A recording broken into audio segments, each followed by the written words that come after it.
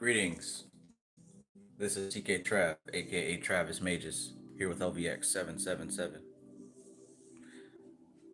This is another book reading, book study. We're going to be going over chapter 2 of Mantra and Yantra by Swami Niranjan Ananda Saraswati. I hope you're having a fantastic day because you should be having a fantastic day. We suffer enough at our own hands, or rather at our own thoughts. At least in the realm of mind, we can take a little bit of care to treat ourselves better. Because for a large part, the way that our day turns out has everything to do with how our thought process is going on. Greetings, Sunshine Chick. Who loves orange soda? Peace, peace. Moshe El Bey, fam, we need curses to place on these IRS agents. No, sir, not me. Purple Phoenix, peace, peace. So, a large part of our reality is based on our thought process and what's going on in our heads. A large part of it. Because, look, nothing means anything. Nothing means anything.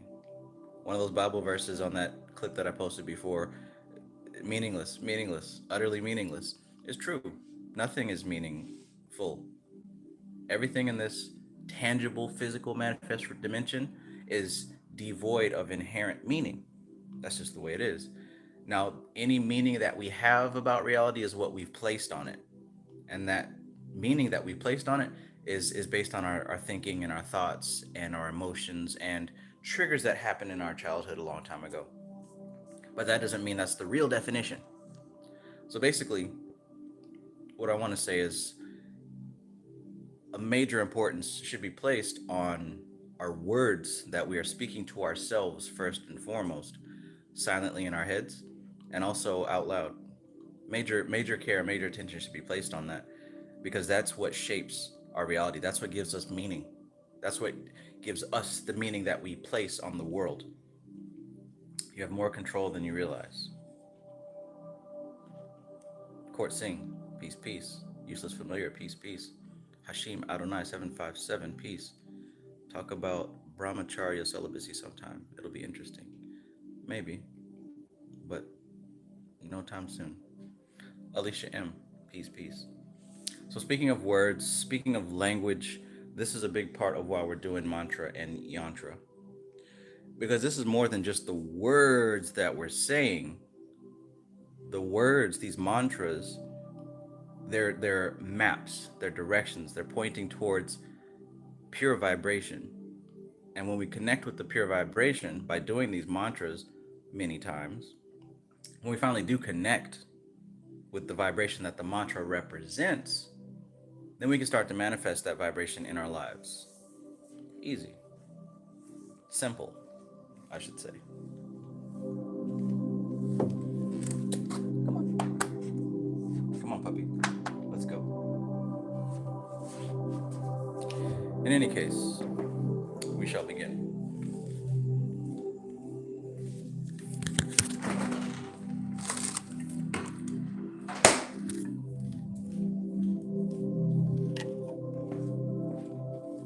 I think I have to manually move the dog. What the dog doing?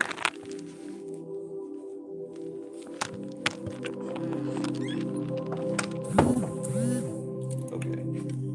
All right. So let's get started. Grab your highlighters. Grab your screenshot button. Let's begin.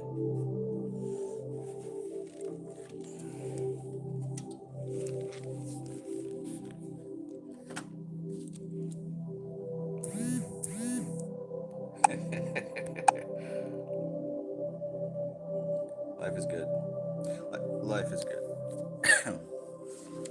Regardless of how you feel and what's happening, life is always perfectly balanced, always harmonious, always. It's always. This is a perfect system. It is a perfect and divine system. It has always been.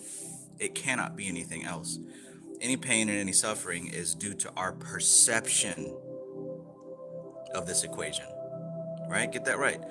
The world inherently is not evil. It's not a bad place. It's not even out of balance. Nothing here is off. Nothing. It's only the perception that you have that's off. I mean, think about it. You've only been here for what? 20, 30, 40, 50 years max. So what the fuck do we know? What do we know about harmony and order, right?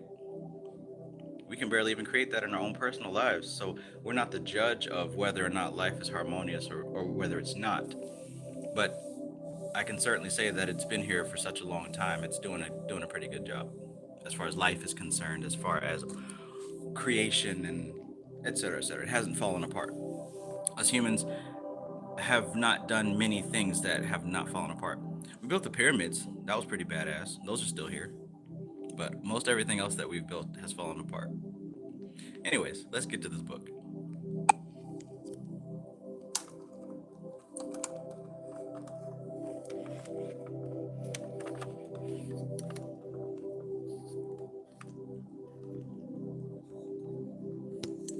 Good night.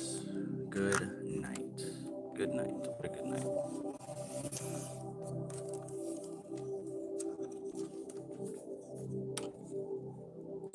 When I finish with this, I'm gonna make myself some spaghetti.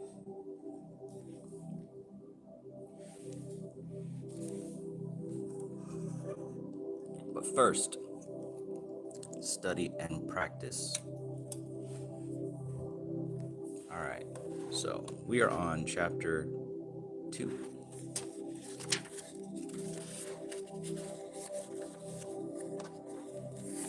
Ashe to Swami Satchidananda Saraswati.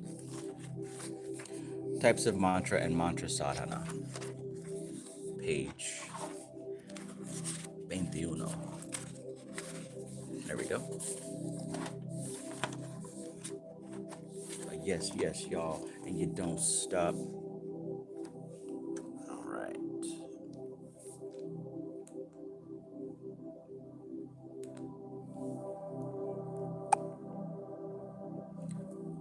I appreciate you guys being here. You are valued. All right. If nobody has told you today or this week or this month or this year or in the past year, you are valued. You are special, right? At very least, I value your presence on my channel. At very least, I value your presence on my channel. But the real thing about like being valued and feeling loved and all that stuff, it starts within, right? You can't rely on other people to tell you that they love you or show you that they love you. That's insufficient. That's not going to hold itself up. It makes us feel good, but that's not what it takes to really keep us going and thriving. You've got to cultivate that feeling of value and love internally. You got to feel it. You got to tell yourself that I'm important, I'm valued, I love myself, I'm on the right track. You got to tell yourself that. You cannot rely on an external source. That's not going to stand up. Right? That'll go a little bit, but that's not going to stand up the test of time. So first and foremost, tell yourself that you are valued, that you are important, that you have a purpose, etc., because you want your thoughts going in that direction, positive, constructive, right? That's where you want your mindset to be if you want progress and growth.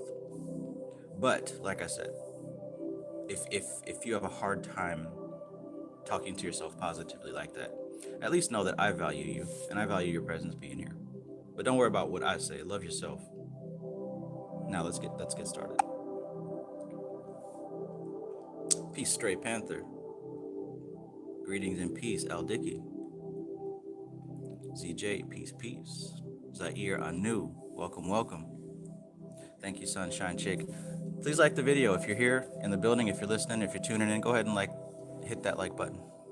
It certainly helps. It helps the YouTube algorithm push my content to the eyes and ears that would also appreciate it.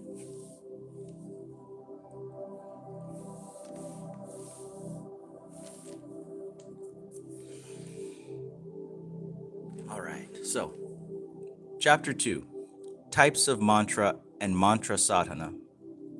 Sound is the link between the cosmos and the individual. Dang, he started the chapter off with a line. Sound is the link between the cosmos and the individual. The mind and body are a reflection of the supreme consciousness and supreme energy, right? Two different things, supreme consciousness and supreme energy. Fun fact, supreme energy is subject to karma, which is also known as the science of astrology, right? Supreme energy is subject to that set pattern. It just flows. Supreme consciousness is not subject to that. Therefore, it behooves you to seek and find out about supreme consciousness if you want to escape the patterns and loops that your physical manifestation is bound within.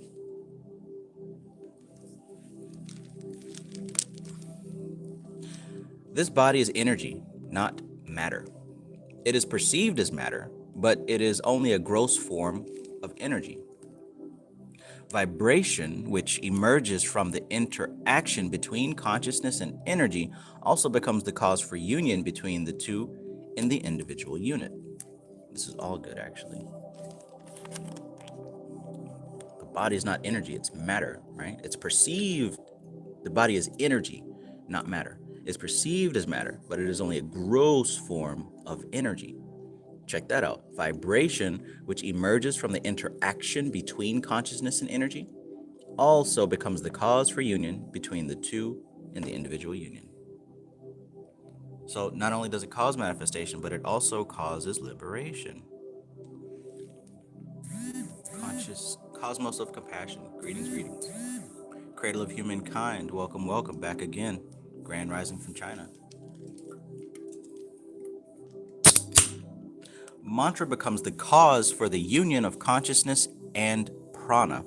Consciousness and energy influence the mind in different ways at different times. When they manifest in an auspicious form, one experiences spirituality, divinity, love, and compassion.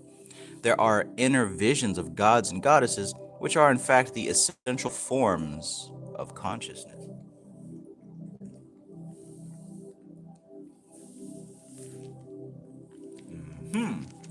If you remember in Ladder of Lights, he gave a structure of a paradigm of different levels of consciousness, from mineral to plant to animal to human, up to angel and archangel and God name, etc.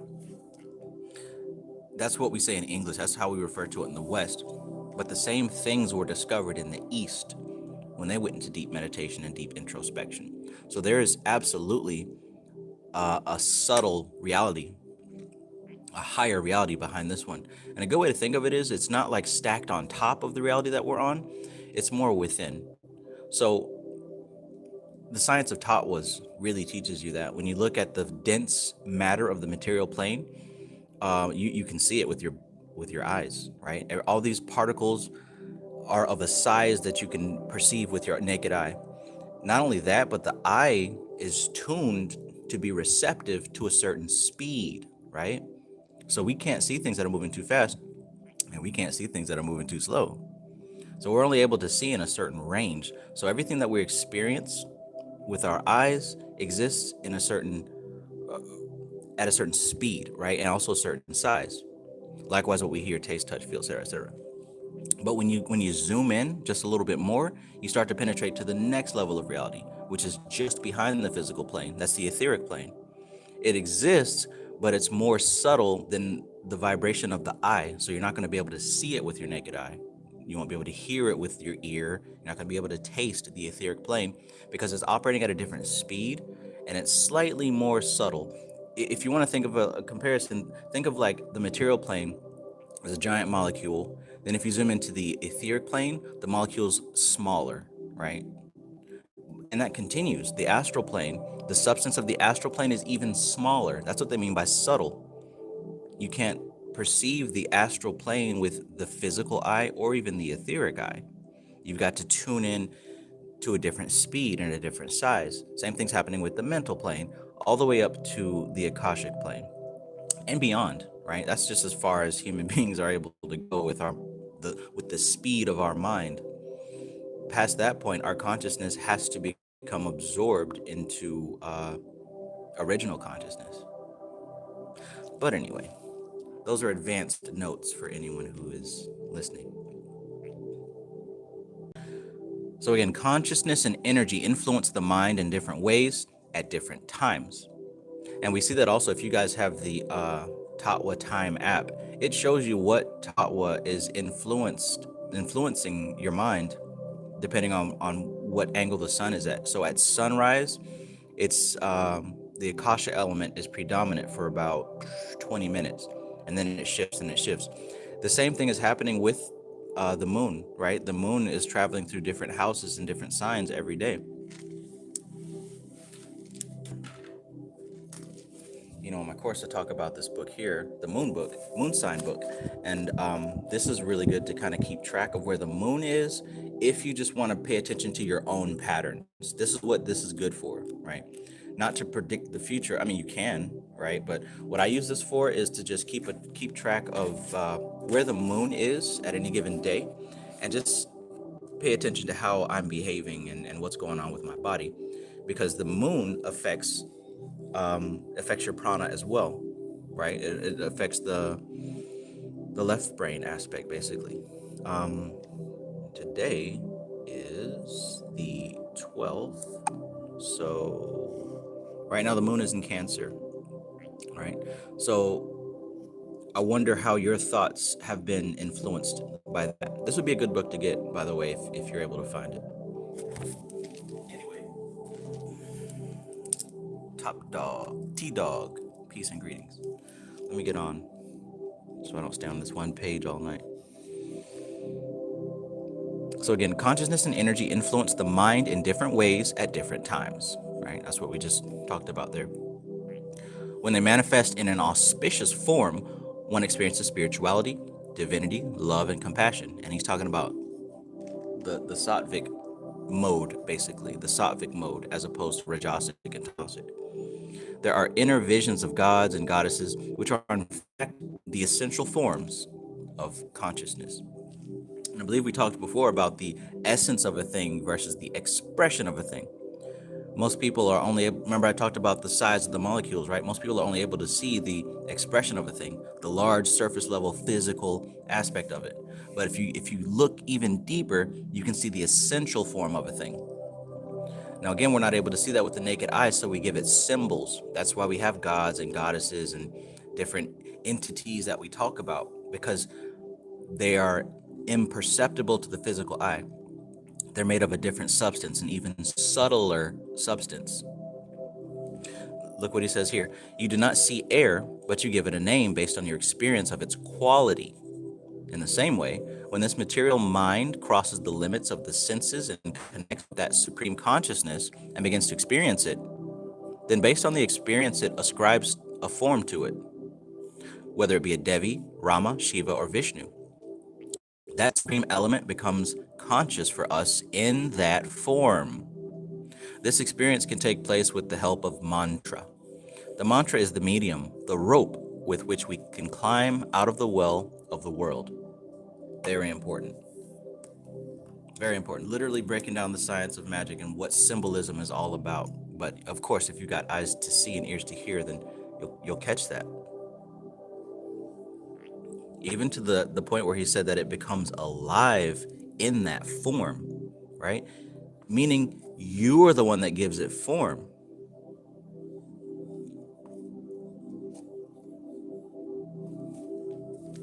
Very key, very key. And again, that's why I said in the beginning of this video, it's very important to be aware of what you're saying to yourself. What form are you communicating to yourself in? Because it becomes alive, right? It becomes alive. It takes a life of its own. That's why people get depressed and have anger issues and shit like that, because they've given form and the energy behind that expression, the essence behind that expression, it becomes alive. Now they're an angry person. Now they're a depressed person, because they circulate those thoughts, and those thoughts they take a life of their own. And this is also how you create egregores and servitors. You guys remember that content, talking about servitors, thought forms, basically, right? Just different words for the same stuff. Nothing new here, just a deeper explanation of it. Let me know if you're following me in the chat in that form. Let me highlight that also, because that was the key of that paragraph. This experience can take place with the help of mantra. The mantra is the medium, the rope with which we can climb out of the well of the world. In other words, y'all, if you're trying, okay, so the dense aspect of reality is moved by the subtle aspect. So there isn't much you can do coming from the physical plane other than be moved by it. That's why everybody is just moved by the world, because they're approaching it from the physical angle. If you really want to move your life outside of the heavy, thick flow of time and karma, if you really want to change your life, then you've got to operate at a higher level. So how do you do that? Well, you've got to utilize a subtle science to tap into some of these subtle frequencies and give them a form to give them life. One of the ways to do that is through mantra.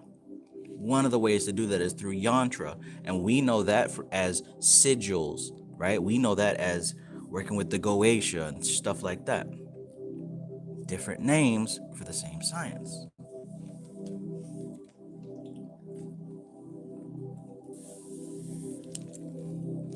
Man. The scriptures state that as long as you are on level ground, you can run wherever you like. Once you fall into a well, your freedom ends.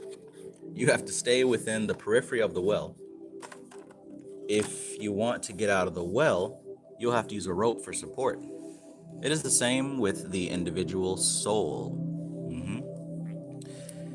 It is free in the unmanifest state. But when it enters the well of Prakriti, it becomes limited and bound. To emerge from this well, to free itself from the darkness of the well, to lift itself out of the limited state of the well, it needs a rope. And that rope is mantra. Right? It's clear as day. Clear as day. Just like he said, the soul, the consciousness, right? In its unmanifest state, it's free. It can do what it wants when it wants. It is boundless, literally, because it's unmanifest. But once the soul enters Prakriti, once we go into the physical realm, once we go into manifestation, I'm talking about the physical plane, etheric plane, astral plane. Once we fall into that, once we, jump into that game, our movement becomes limited and bound. But he says to emerge from this well, you need a rope to pull yourself out. Mantra can serve as that rope. Seed sounds. Sound is the first evolute, the first attribute that is perceived in the Akasha Tattva, or infinite space. This sound was perceived by yogis in higher states of meditation. The yogis perceived 3 different ranges of sounds, or mantras. Okay, the first range is the ultra low sound, the ultra low vibration, the ultra low frequency. It represents a state of balance between the tattvas at the cosmic level. Sound heard in the ultra low frequency range are not in the form of words, but in the form of nada. Sounds that have been identified as Om, Hrim, Lam, Ram, or Vam fall into this category. These single syllable sounds are called Bij Mantras. Those of you who have done Tattva Shuddhi and have worked with the Tattvas know that these are the mantras for the Tattvas, right? Lam, Ram, Vam, Ham, Yam. Those are Bij Mantras, and he's categorizing these as the ultra low vibrations, ultra low frequency, ultra low sound. And it represents a state of balance between the cosmic level.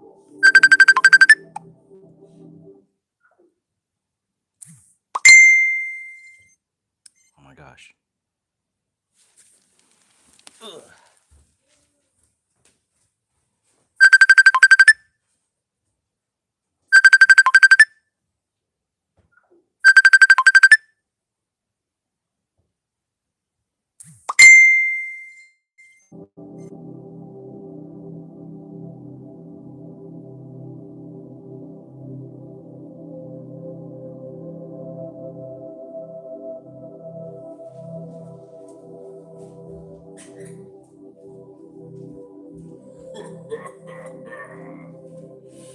All right. Sorry about that, guys.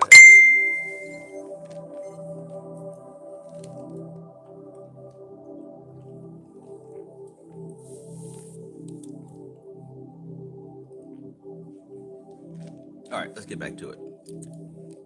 So, we're talking about the Bij Mantras, and that these ultra low frequencies, ultra low sounds represent a state of balance between the tattvas at the cosmic level. Okay, he said sounds heard in the ultra-low frequency range are not in the form of words, but in the form of nada. And nada means sound, primal sound. Okay. When we repeat the mantra Hrim for Devi, or the mantra Om, it is a single syllable sound that we are creating. It is just one letter. The letter in Sanskrit is called Akshara. Kshara means that which decays or changes, and Akshara means that which does not change, alter, or decay. Therefore, the single syllable Bij mantras are aksharas, and they represent the transcendental nada, the transcendental vibration, which is beyond the human auditory range. It is a very deep resonance. If there is a drum beat in the distance, the continuous resonance of that distant drum beat would be similar to the nada or Bij mantra effect. Bij mantras are seed vibrations. Bija means seed, and just as a seed has an inherent potency for the development and growth of a tree, the latent potential of the mantra, its consciousness and power are inherent in the seed sound. Highlight that if you did not. It makes sense. That's why they call it a seed sound, because it's got all the qualities within it. Just waiting for a fertile mind to give it manifestation. CJ, good evening. Welcome, welcome. So that's good. That's good. The Bij mantras are called Akshara, which means that they do not decay. Kshara means things that decay and they change. And that would also represent that they're within the realm of Prakriti, right? Because Prakriti is the realm of change. So Akshara means that which does not change, alter, or decay. In other words, these Bij mantras are extraterrestrial. Hell, they're extra dimensional. They exist permanently in the unmanifest dimension. Cool. And the sentence that I highlighted was, Bija mantras are seed vibrations. Bija means seed, and just as a seed has an inherent potency for the development and growth of a tree, right? The latent potential of the mantra, its consciousness and power, are inherent in the seed sound. Powerful stuff. That's one of the reasons why the Bij mantras are so important. Let's keep going. And again, the Bij mantras are like single syllables. Like the mantras for the tattvas. Om, you always hear Om, right? You hear Om with every mantra. Om, Ham, Ram, Vam, Lam, Hreem, Kleem, Shreem, all those. And I showed a book last week actually, Mantra, Yoga, and Primal Sound. He's got a list of all of them and what they represent. Really good book. If you missed it, this is what it was. Mantra, Yoga, and Primal Sound. The author is David Frawley. Creation of sound. All sounds are vibrations. Sounds are created because of vibrations, even physiologically. How is sound produced by the human being? By air passing through the vocal cord. The vocal cord is so resilient that it can create any sound just by tuning and twisting the lips and the tongue, by opening and closing the mouth. As air flow, wow, that's a pretty incredible thing when you think about it. We can really create just about any sound. Wow. By the twisting of the lips and the tongue, and by the opening and closing of the mouth. Something that we take for granted, huh? As air flows through the vocal cords, a particular sound or vibration is created, which is heard by the sense organ of the ears. As sound is created by a material object, it is perceived by a material sense organ. Makes total sense, right?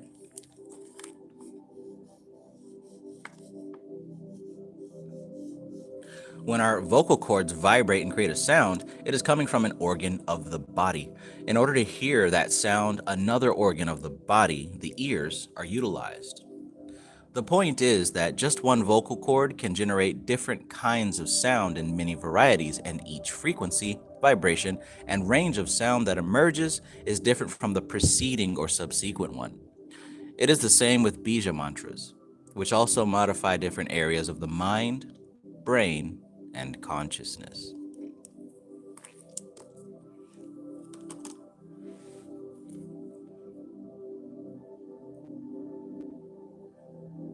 That's good right there.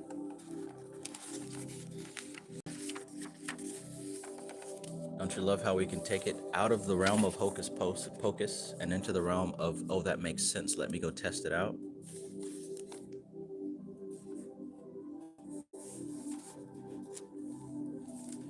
Let's continue. Power of sound. It has been the experience of yogis that with the practice of Brahmari Pranayama, one acquires the ability of clairvoyance. You can see images of events that have not yet taken place. You can see visions and movies in your mind. This is a statement, but if you analyze the Brahmari practice, you'll understand the validity of the statement. The nada that is created during the practice of Brahmari, the sustained sound of physically alters the brainwave patterns. It alters the energy fluctuations of the mind. It arrests the dissipations of the mind and the senses and makes them focused.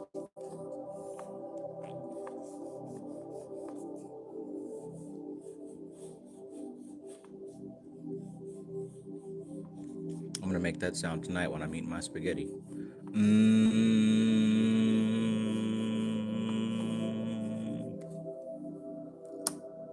Study the ascent. Greetings, greetings, and welcome. An experiment was once conducted in a school. In a classroom, about 10 or 15 grandfather clocks were placed with the pendulums swinging at random. After a few hours, it was discovered that all the pendulums were swinging in unison, moving in the same direction, in synchronicity, in harmony. At one point, something happened which synchronized the movements of the pendulums. This phenomena has been explained as the effect of vibration. The physical object, the pendulum itself, is inert. It only moves because of the weight. At some point, the vibration being generated by the movement begins to affect the other movements, and they all eventually begin to move in unison. The same thing happens with mantra. The humming sound of Brahmari alters and synchronizes the brainwave patterns, the biorhythms of the body, and the dissipations of mental powers and energies so that greater calmness, relaxation, and concentration are experienced. It touches, stimulates, or awakens a center in the lower brain stem, which is the primitive brain. The primitive brain is affected by the resonance of the sound and it begins to trigger certain impulses which alter the perceptions of the conscious mind.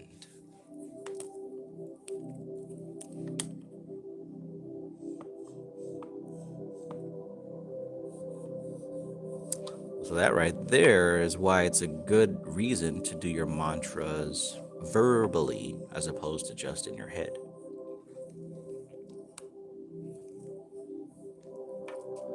When the impulses are fired by the primitive brain, they do not go through the normal neural network of the brain, which is more organized than the primitive brain.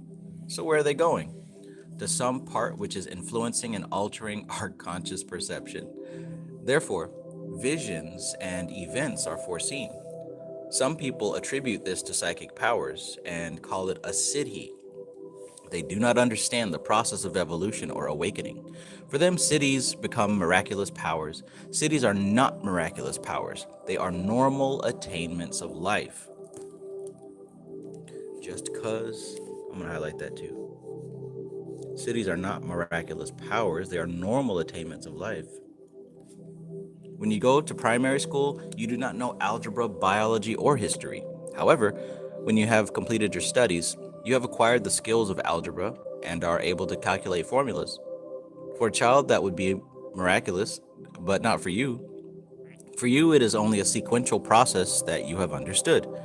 In the same way, the science of mantra is a sequential process of harmonizing, integrating, and awakening the experiences of the lower mind and the higher mind. Mantras are vibrations which influence the elements: fire, water, air, earth, and ether.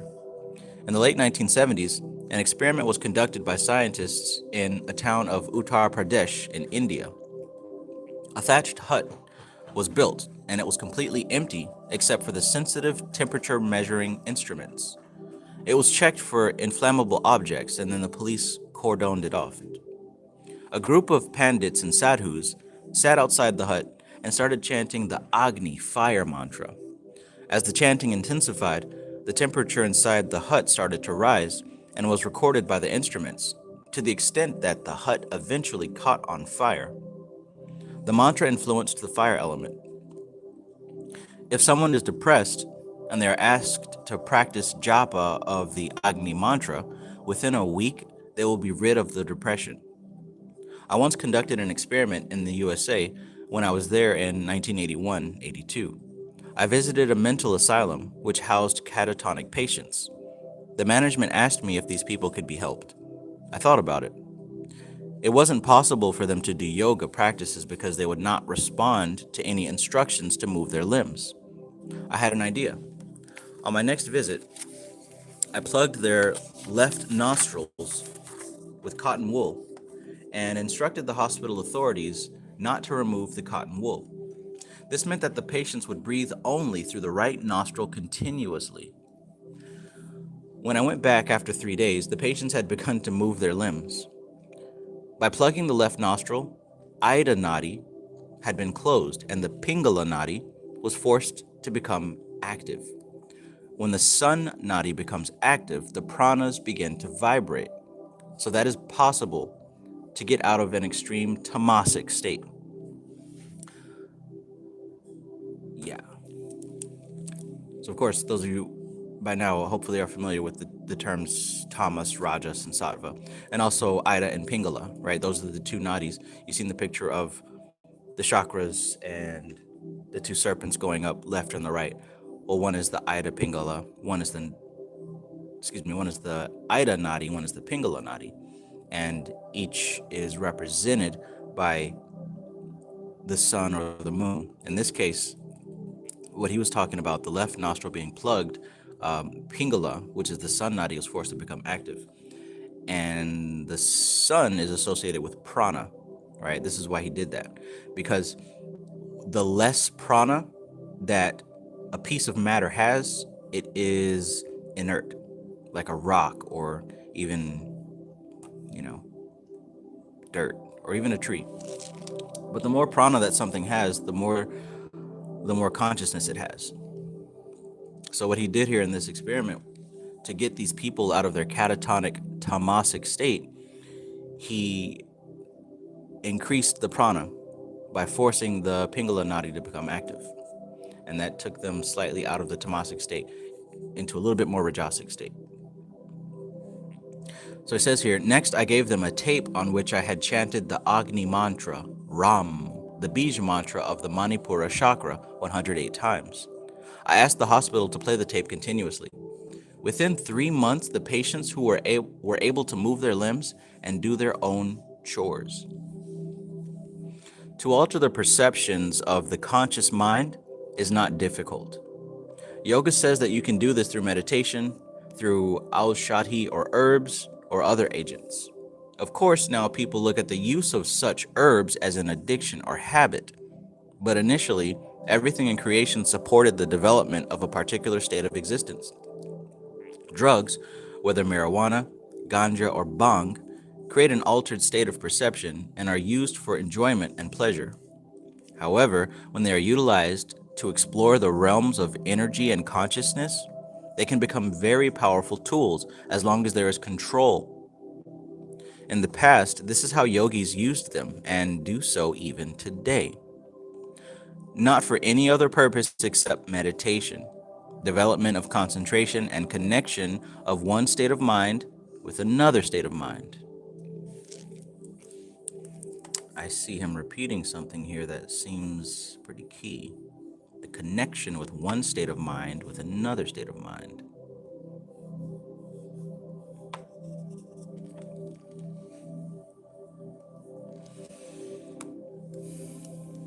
Rishi Valmiki, who was a dacoit, was asked to do Ulta Japa, reverse Japa, to chant Mara Mara instead of Rama Rama.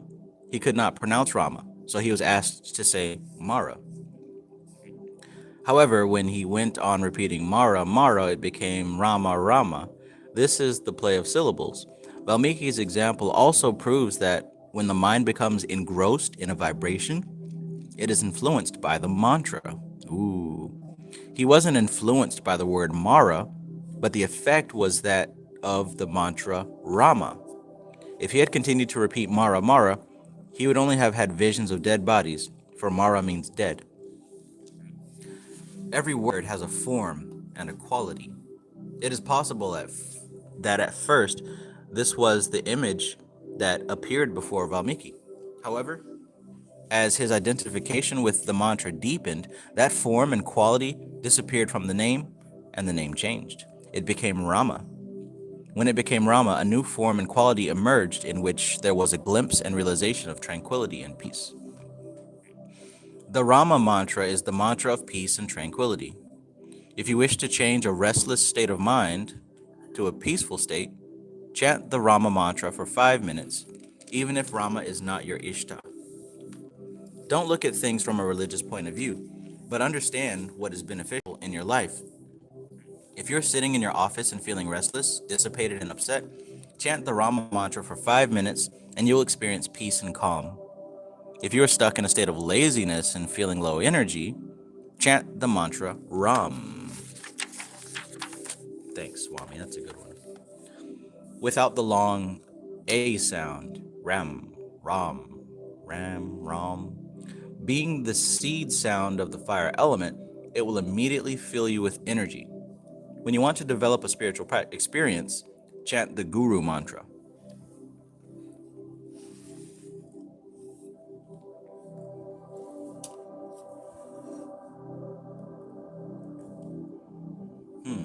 Shari Berry Charve, Charbe, peace, peace.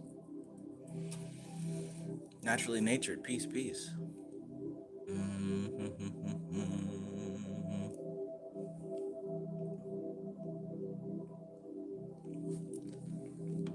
All right, all right. How you guys feeling so far? If you just entered the building and haven't hit the like button yet, please hit the like button, for it helps me by helping my videos, surge across the YouTube interwebs.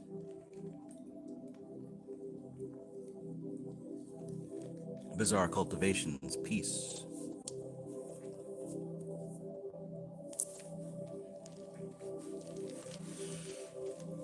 Components of a mantra.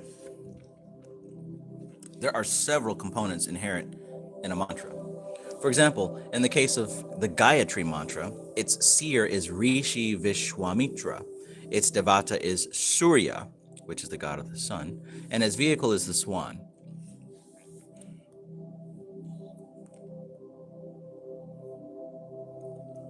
Jacob Wayne Styles, good morning, good morning. Pablo X69, peace, peace. Okay, so this is good right there. They just mentioned something here that would be good to keep in mind. There are several components inherent in a mantra. In other words, it's not just the words, there's more to it, right? So he says, for example, we're talking about the Gayatri Mantra. In the case of the Gayatri Mantra, its seer is Rishi Vishwamitra. So the Gayatri Mantra, right, it's got a mantra. Now we can connect it to a person, the Rishi Vishwamitra. So if you wanted to visualize that or do some research on, right? Because when doing these mantras, the more angles that you're able to approach it from, the more thorough the effect is going to be for you. Because remember what he said at the beginning of this, you've got to begin basically to build the thought form, and it comes to life. So the more angles that you approach this thing from, the easier that process becomes. So he's talking about the Gayatri Mantra, that's the mantra itself. The seer is Rishi Vishwamitra, that's the person who attained the mantra. The devata is Surya, right? Surya represents the sun god, and its vehicle is the swan. All these are different elements that you can use in your practice of using the Gayatri Mantra. From the religious perspective, Gayatri may be considered a mantra to worship the sun god. But from the perspective of the science of vibration, it activates the pranas. Awakening of the pranas create alertness, sharpness of mind, and clarity of the senses, all of which can be achieved by chanting the Gayatri Mantra. This is why in the Indian tradition, the Gayatri Mantra is taught to children to enhance their intelligence and awaken their dormant talents. By the way, I just caught something else. So, what did he say he did for those patients who were comatose or stuck in their bed, unable to move, and basically, not able to do anything?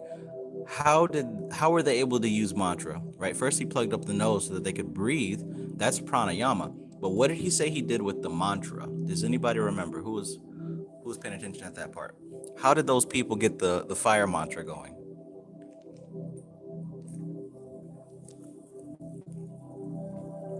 I'll give a sec for the chat to respond. Yes, it was the Agni mantra, but they were comatose. They were in the bed, brain dead. How were they able to do mantra?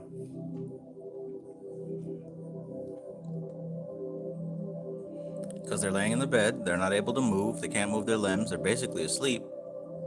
How were they doing mantra?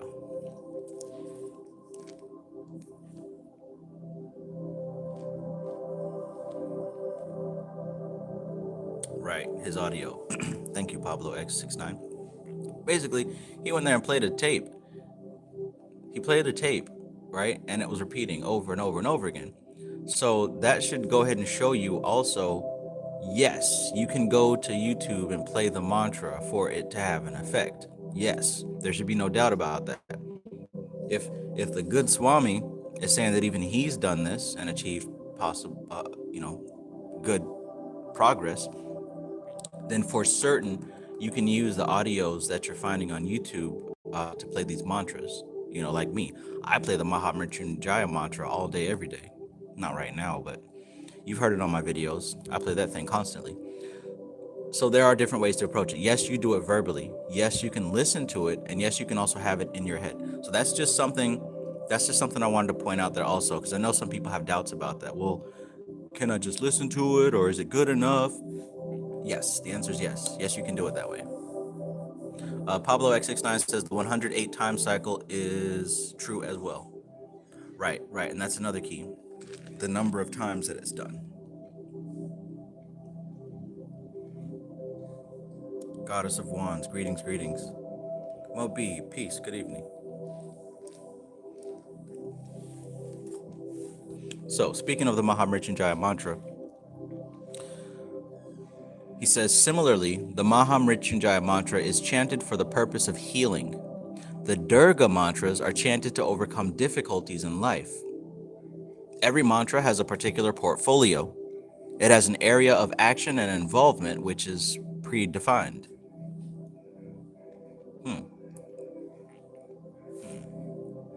Kim Heka, greetings. Damien S, namaste.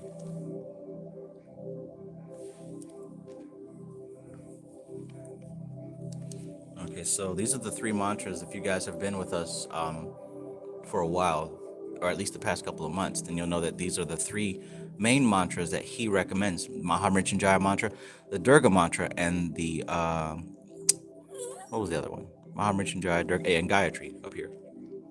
And I did make a playlist. I shifted around sometimes, but I did make a playlist for each of these mantras. You can find it on my page. So one more time, the Mahamrityunjaya mantra is chanted for the purpose of healing. The Durga mantras are chanted to overcome difficulties in life. Every mantra has a particular portfolio. It has an area of action and involvement which is predefined. Goddess of One says, I remember I chanted over 108 times Om Mani Padme Hum. Yeah, that's good. That's the one that I started with. Now that you just reminded me, I want to say back in like 2014, 2015, I used to play that repeatedly. I didn't know anything about this. I liked it though. It felt deep and spiritual, but that was my initiation into mantra. I would play that Om Mani Padme Hum over and over and over. So,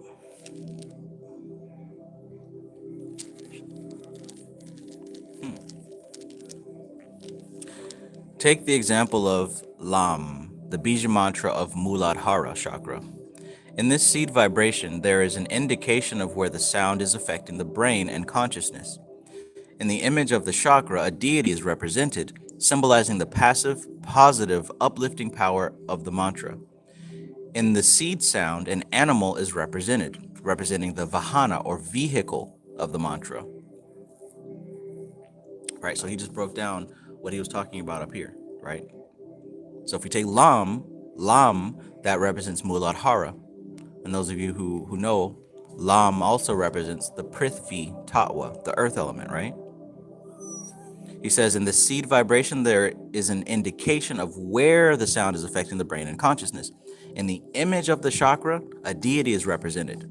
And you may have seen that image as an elephant with 7 trunks.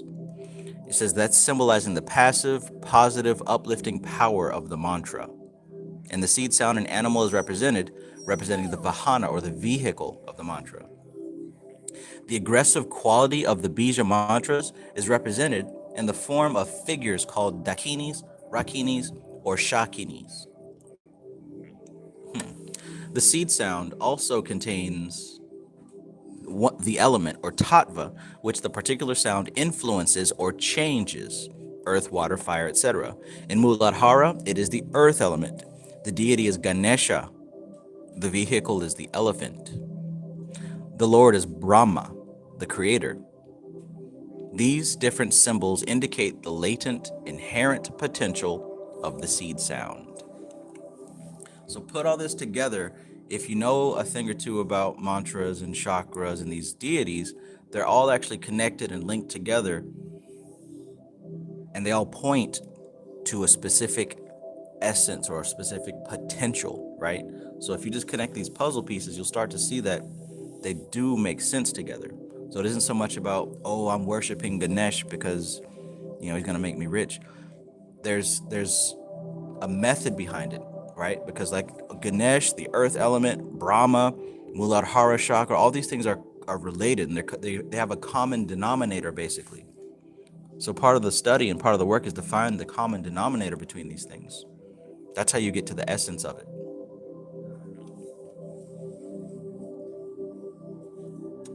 All right.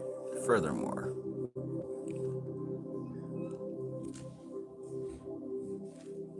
when chanting Lam, you're activating the Prithvi Tattva, the earth element. Prithvi Tattva is solid. It is the foundation of existence, your life, house, society, family. It represents stability, security, and overcoming of fear. When you are secure, you are happy. Stability of mind is attained through repetition of the mantra Lam. It fixes the mind. The deity Ganesha in Muladhara is not the elephant god, but the quality of Ganesha. See that? The large head and a small body representing the expanded intellect. The elephant represents strength as well as intellect. Thus, the mantra Lam is connected to Buddhi. Interesting. The mantra Lam is connected to Buddhi. And where's the Muladhara chakra located?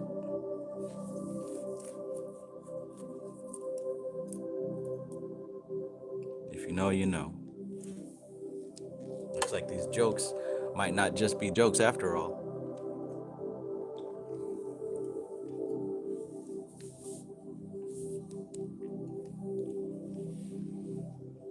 No, Muladhara is not in the stomach. Muladhara is the root chakra. What did Mr. Crawley say? Magic is stored in the butt.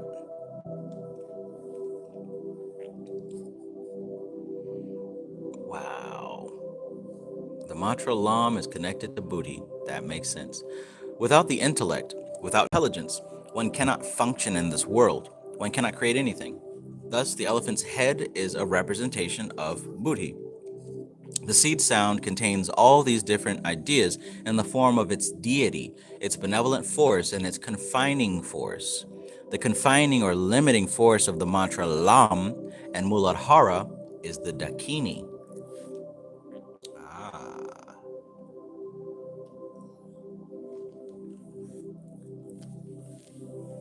Generally, people associate the term Dakini with demonic powers. If you ask any Indian what a Dakini is, they'll express fear because the image it conjures up is very fearsome, destructive power. However, each vibration is perceived as having two roles, transcendental and gross, right? Every vibration has two roles, the transcendental and the gross. Just like you have an aspect, which is your physical gross experience and your transcendental experience. The work that we're doing is trying to connect the two so that you can come into a relationship with that transcendental self.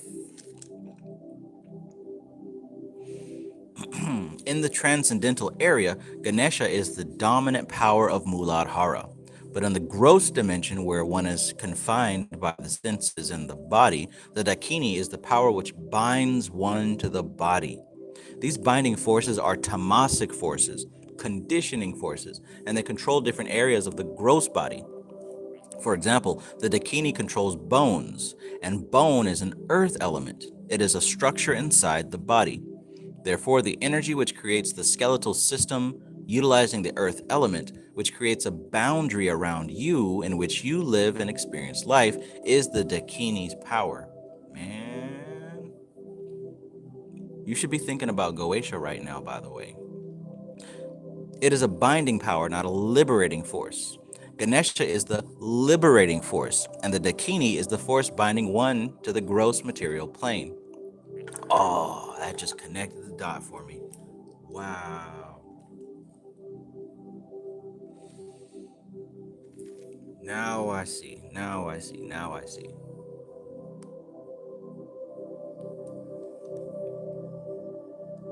It's an error to say the Shem HaMephorash balanced the Goetia.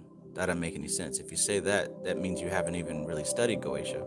Because the Shem HaMephorash angels and the Goetic daemons, they're not counterbalanced, right? One doesn't do this and the other doesn't do the counter. They do different things. But take what he said in this paragraph and connect that to Goetia and Shem HaMephorash. Now that makes total sense. I'm officially ready. I'm a Goetia master. Heck yeah, cool. All right, let's continue.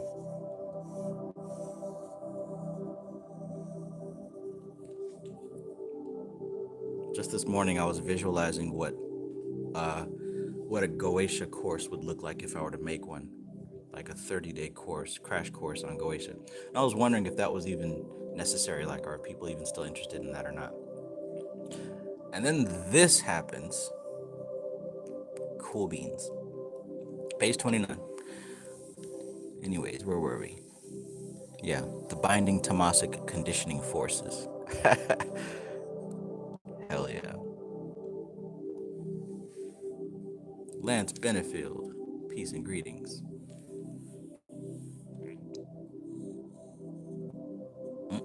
Oh yeah, okay, so it is a binding power, not a liberating force. Man. Ganesha is the liberating force, and the Dakini is the force binding one to the gross material plane. Like I said, you should be thinking about Goetia, right? Even, see, he said that each vibration is perceived as having two roles, transcendental and gross. If you look at the vibration of the root chakra, there's a transcendental aspect, which is Ganesha, and he's a liberating force. But you also got a gross aspect of that same vibration that's represented by the Dakini of the skeleton and the container, right? Cool, 33 people, 33 likes. That's a sign. I'm ready. I've been getting 33 all day long. You hear me? Wow. This is good stuff. Don't you just love learning something new every day? I sure as hell do. Yeah, I gotta make sure to write that down. Okay, anyways. Let's see. Ganesha being the liberating force, and the Dakini is the force binding one to the gross material plane.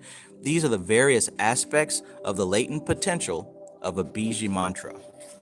This is a brief explanation of one necessary concept of mantra, which is a vast subject. All right, so please keep that in mind also. There's so much more to the science of mantra, but this is just a good way to kind of just, jump in and at least learn the controls. I noticed that most video games these days don't come with an instruction manual or anything like that. You get a very basic ass tutorial of how to press the buttons, and you got to figure the rest out. That's kind of cool. But that's what this is here. Basically showing you what a mantra actually is and the science behind it.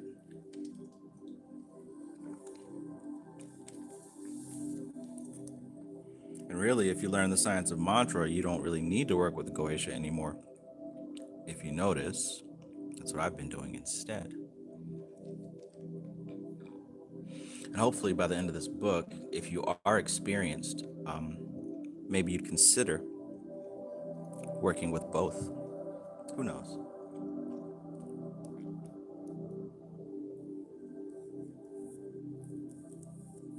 Maximilian, peace, greetings. Court Singh says, man, there's so much to delve into. You told me about Dantalian and I'm all in it now. Yeah, heck yeah.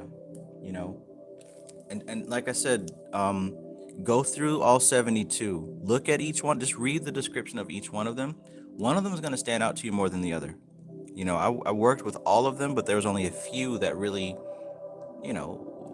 was part of my team, basically. It's like Pokemon. You have to catch all of them, but you only use like 6 of them. You know what I'm saying? Lance Benefield says, what if each Goetia has its own mantra? Well, they do, actually. They do. Each Goetic spirit does have its own mantra.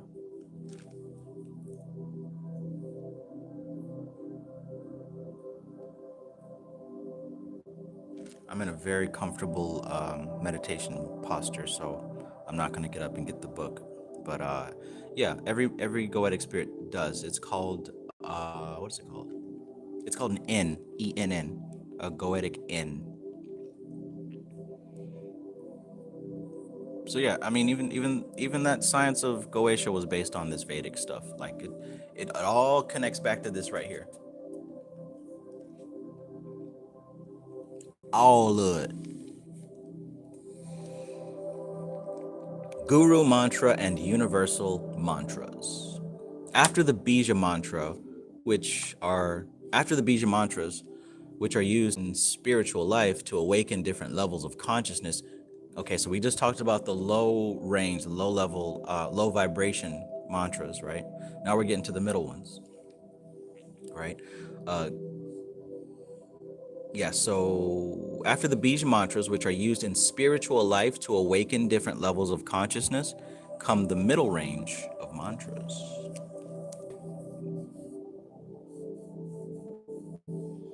The Bij mantras are used in spiritual life to awaken different levels of consciousness.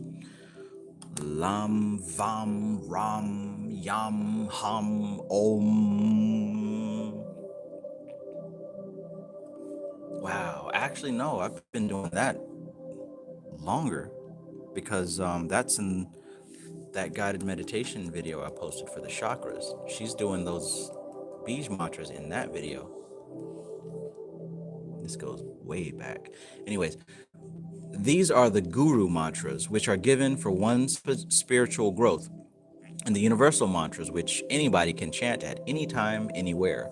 One can chant Om Namah Shivaya, Om Namo Bhagavate Vasudevaya, or the Maha Mantra, Hare Rama, Rama Rama, Hare Hare, Hare Krishna, Krishna Krishna, Hare Hare, in the form of a kirtan. Whichever mantra is used to create a positive attitudinal change, an optimistic qualitative change in the mind, falls in the middle range of mantras. The middle range of mantras is utilized to remove stress, to focus the mind, and to internalize the awareness. Soham, for example, is a mantra of this group, which has been used extensively in the Upanishads and the Vedic traditions as a mantra to identify with one's physical and psychological states of relaxation and awareness, and to cultivate concentration and one pointedness.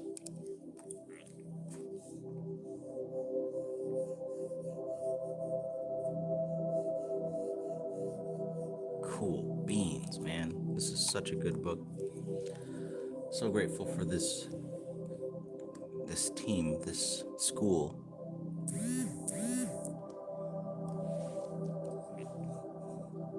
With the repetition of the mantra Soham, one becomes receptive to higher frequency sounds and begins to hear sounds one has never heard before.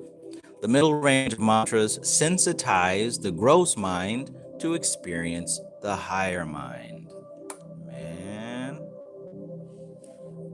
Oh, what it is. Oh, what's up? Yes. Yes. Let me read that again because this is just another reason why this science is important. This applies to everybody, right? This doesn't just work for some people and not for others. Like this is like default magic that all human beings are capable of working with. With the repetition of the mantra Soham, one becomes receptive to higher frequency sounds and begins to hear sounds one has never heard before. Trev, how do I know if a demon's talking to me? Well, Trev, how do I know if spirits are communicating with me? Well, with the repetition of the mantra Soham, which is a breathing mantra, by the way, as you inhale, that's So. As you exhale, that's Ham. So as you pay attention to your breath, even that's a built-in practice that you can do. No candles required, no book required. Focusing on the breath, Soham. One becomes receptive to higher frequency sounds and begins to hear sounds one has never heard before. The middle range of mantras sensitize the gross mind to experience the higher mind. Boom. Kabir Das, when describing the process of a japa japa and the mantra Soham, says that if you are able to repeat the mantra with every breath for 24 hours, you will begin to experience and hear the sounds which you have not yet heard. There it is in Sanskrit. I'm not even going to attempt to read that. There has to be such identification and intensity of one's awareness and concentration that one loses awareness of the external surroundings and attunes with the internal vibration. That internal vibration is anahad, the unheard sound. It's an internal vibration. It's not something that you hear with your ears. You literally have to turn your attention inward. And when you turn it inward, you perceive the unheard sound. There's a lot of stuff there. There's a lot of stuff in there.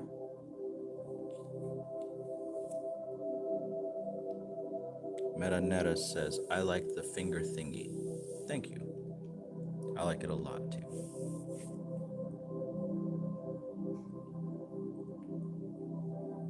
Lance Benefield says, so mantras connect the higher mind with the lower mind. Absolutely. And that's why it qualifies as a form of yoga, because that's what yoga means. Union between the higher and the lower.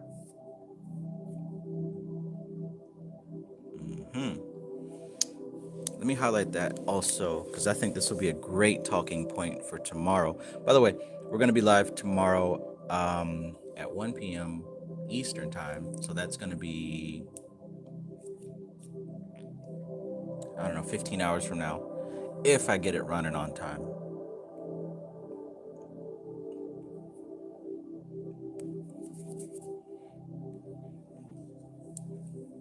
But yeah, let me highlight that. Identification.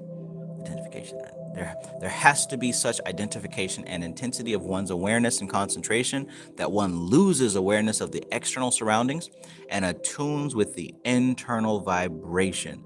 That internal vibration is anahad, the unheard sound. I don't think y'all realize how much juicy sauce this man is giving away in these books. Like I don't think y'all. I don't know. I hope you do. I really do. I hope you do. You're gonna get more out of these books than you're gonna get out of everything I have over here on my shelf. Because guess what? Them same authors got all their stuff from here too. So yeah, I hope that you can see the value in this information, y'all. Like with this kind of information, you won't be searching and seeking anymore. You're gonna have tools to work with. You're gonna have answers to work with. So unless you're somebody that enjoys, digging through different things, I mean, I do, right? That's why I have all these books and all this stuff. I enjoy it, but I'm also learning at the same time. Some people just buying books and digging through books and not learning anything. That I don't I wouldn't want to be there. We're doing this for a reason, right? Everyone's doing this for a reason.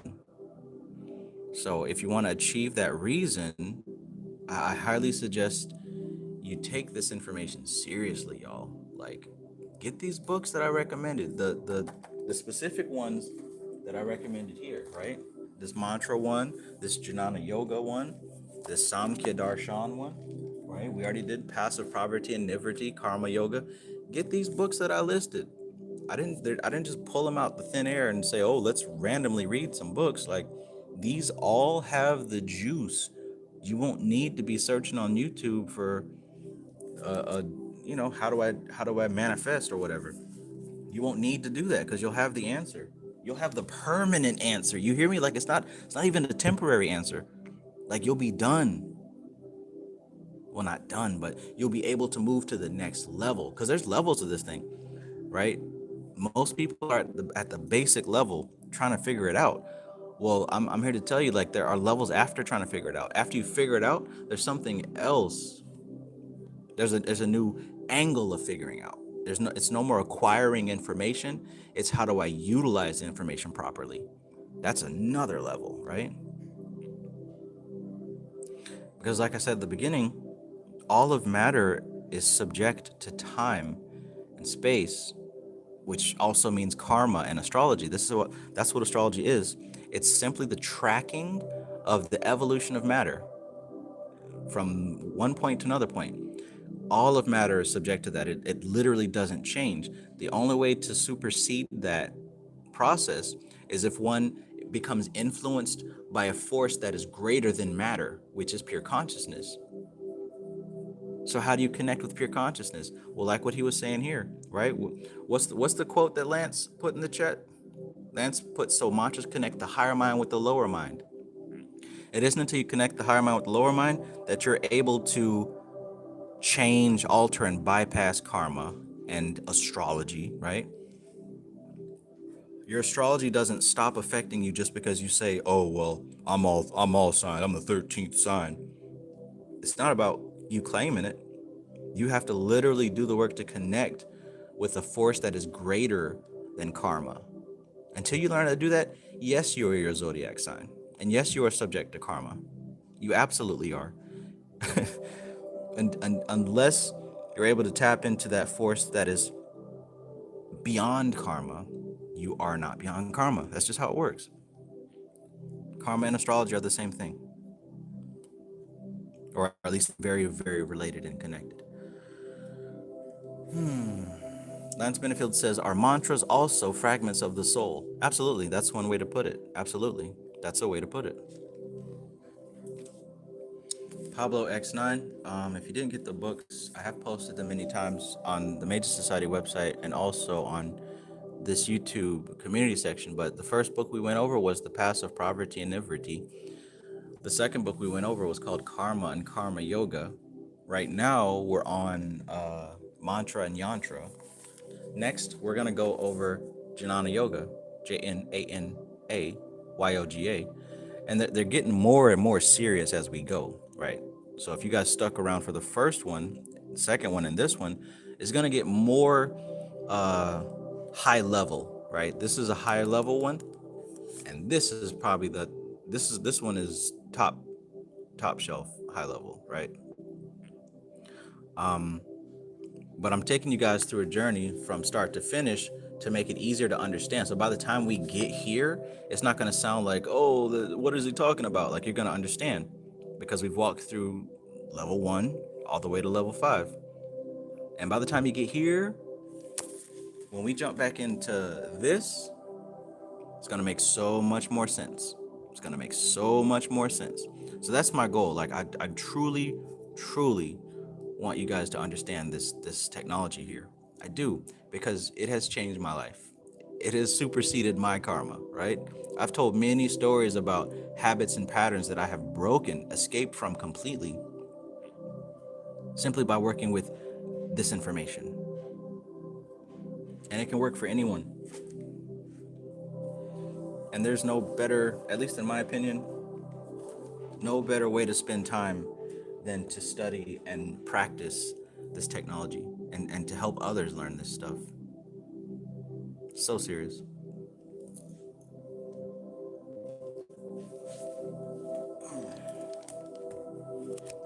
Stray Panther asks, Travis Magus, have you come across any Indra mantras?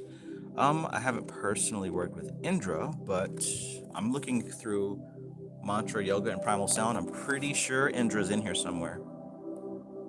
There's a section that has the mantras for each of the entities.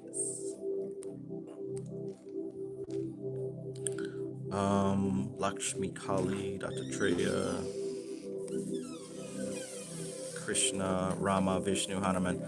No, I don't see Indra. I don't see Indra in here. Ishtadevata. So no, to answer your question, Straight Panther, no. I think that there are some in the Rig Veda. I think that there are some in the Rig Veda. Might have to search though.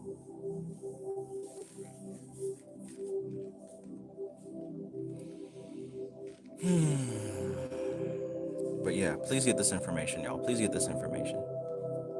That's why the hell I'm reading the book. I already read this stuff.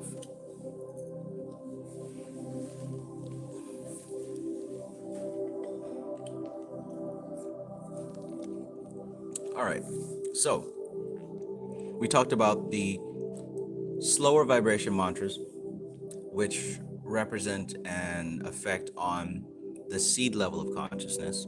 We talked about the medium range mantras, which have an effect on the gross mind, and it helps to sensitize the gross mind into experience with the higher mind.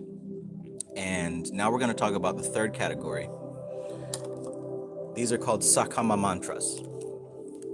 In the third category or level come the mantras practiced for a specific purpose in material life.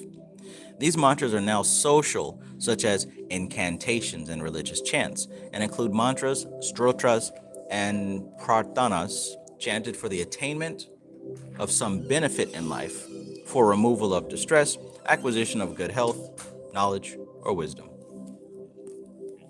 I think these are the ones that most people are familiar with. Trav, what demon do I use falls in this category.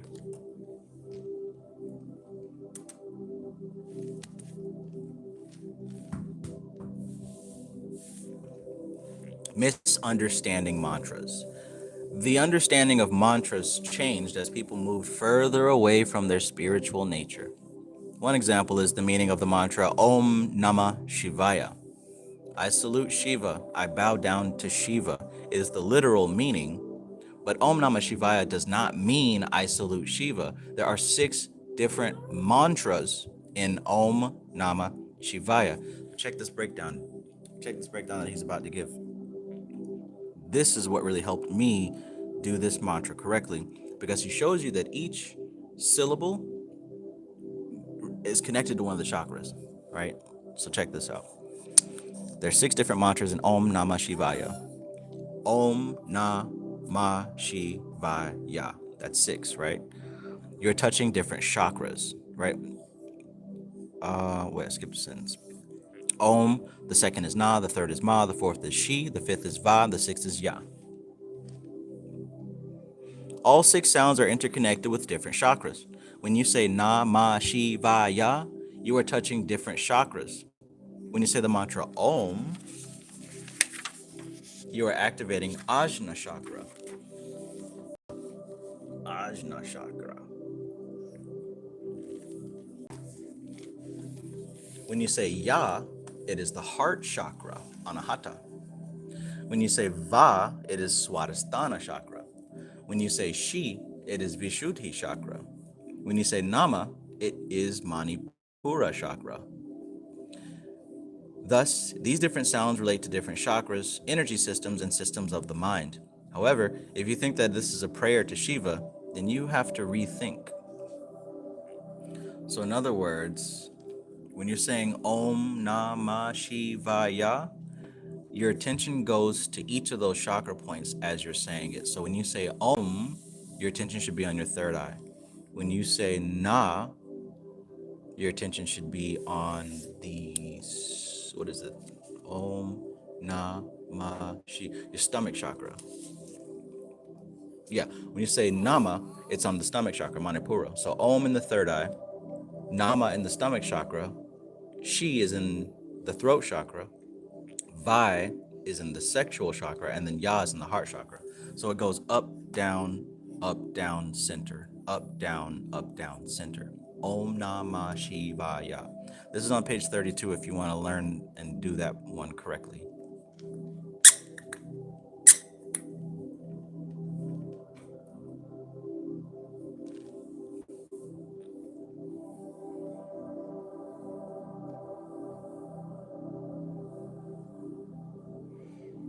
Lance Benefield says, I was saying Om Mani Padme Hum while having sex, and the next day I felt like a visitor to this realm. It was a feeling of ecstasy. I wonder why.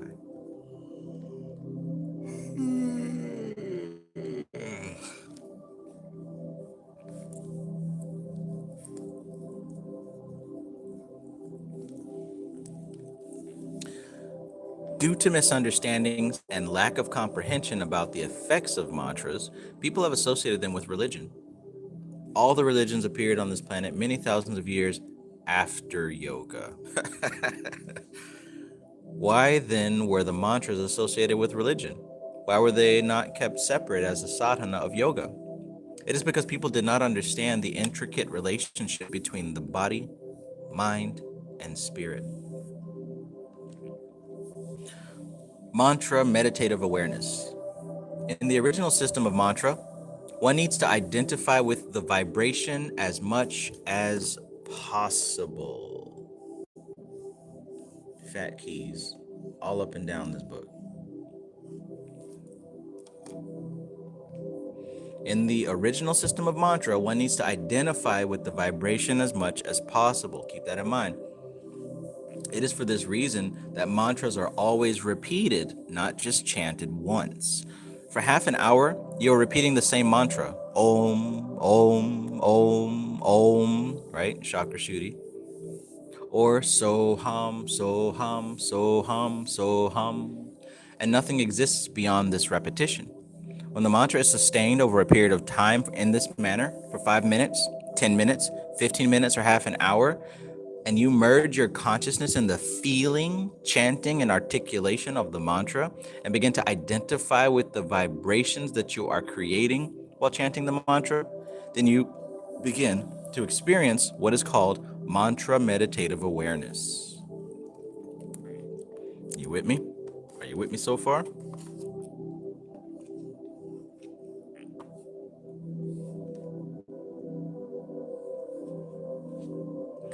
That's a quotable, Sunshine Chick. I think we need to put that on the shirt. This book is highly highlightable. Highly highlightable.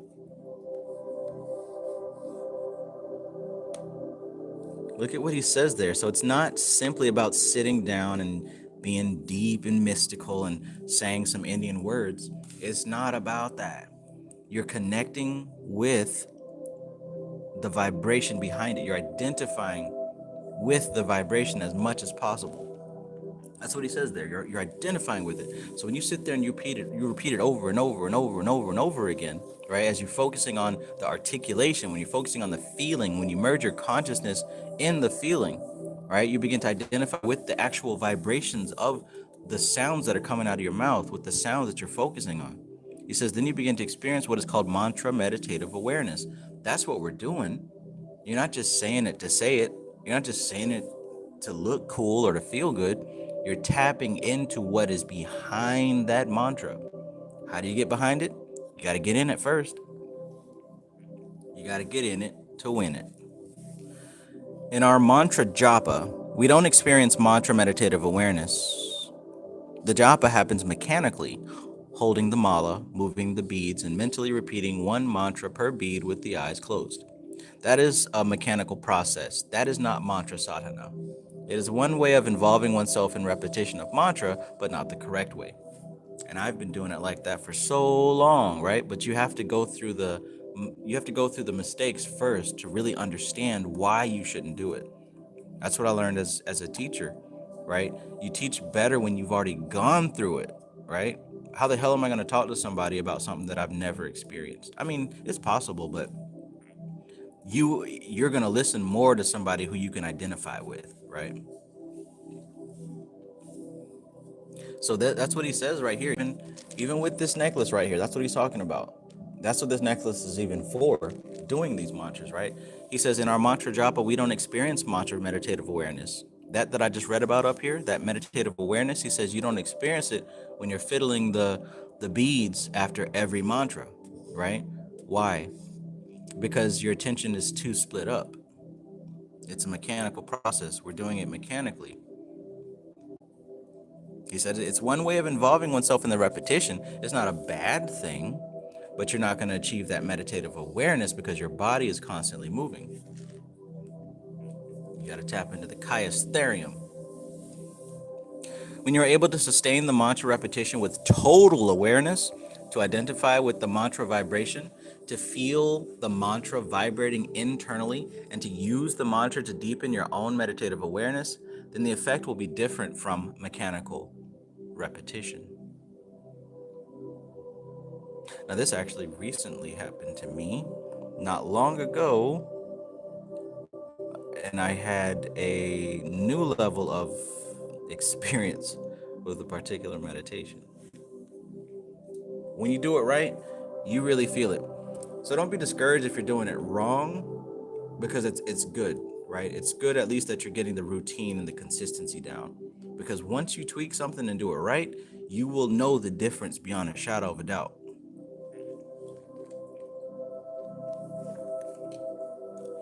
There will be absolutely, positively no doubt in your experience that you have tapped into that meditative awareness.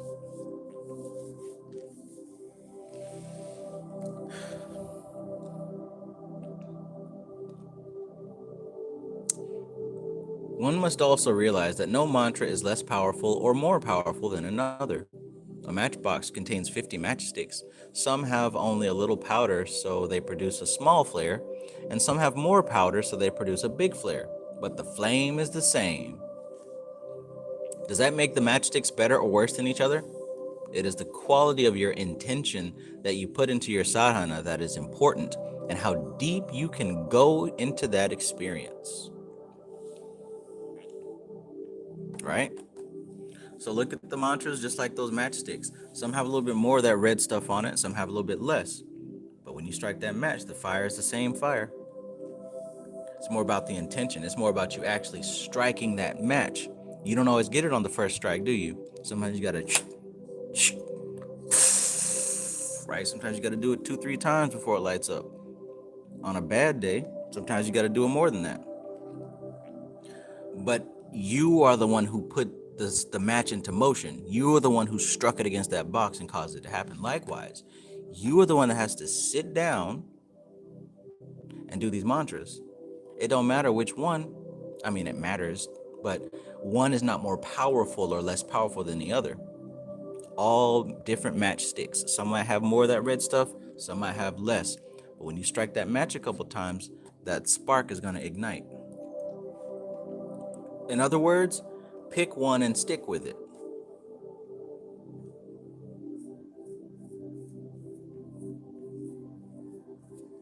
Pick one and stick with it and get good at it. Because when you get good at doing one mantra, guess what? You carry that experience over to doing a different mantra. Now that you know how to do mantras, you can do a different mantra and you saved time now, right? Once you do a couple of different mantras, now you start really tapping into this meditative awareness he was talking about, and you get to approach it through different angles. You might do it through the Mahamrityunjaya, you might do it through the Gayatri, right? Greetings, Caesar.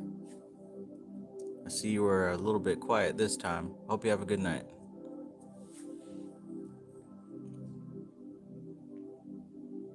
Goddess of Wands says, just copy this book off Amazon, y'all. $13 including shipping. Yes. Yes, it's a good book. It's highly highlightable, so make sure you get your box of highlighters along with it.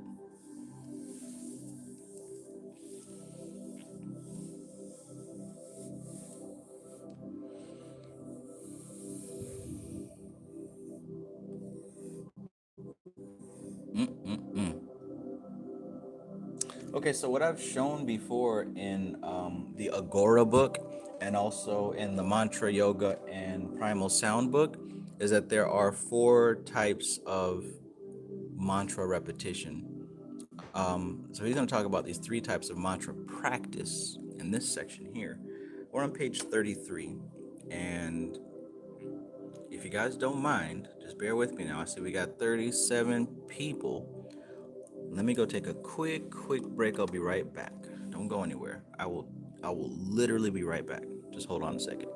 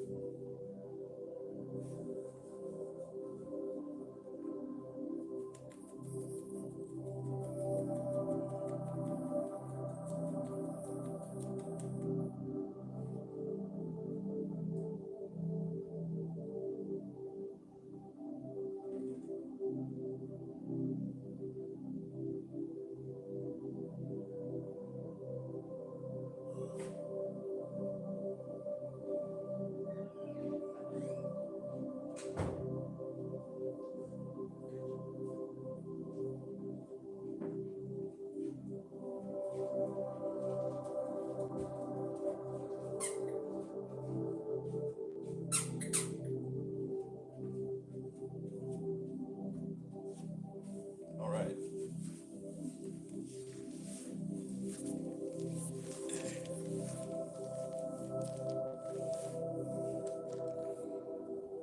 All right. So only lost 4 people. Only 4 people didn't understand the assignment. That's good. The higher you go, the more people you lose.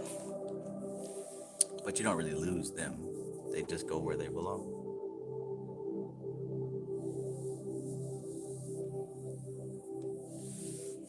Al Dickey says, just purchased the Moon Sign book for $4 on eBay. Wow. Nice, nice. Yeah, you can find these things at good deals. I know Court Singer was just telling me that he got one of these $800 books for the extreme low. I don't know how the heck he did that, but awesome. You obviously needed it, right? This stuff makes itself available to you, and when you're ready for it, basically.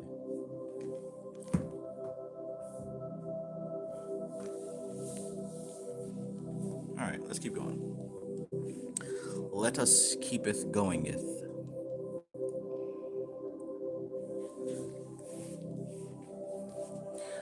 The three types of mantra practice. The yogic traditions have described three types of mantra practice: Upanshu, Vaikhari, and Manasa. Manasa is mental repetition, the highest and most difficult. Vaikhari is verbal and simplest. Upanshu is whispering.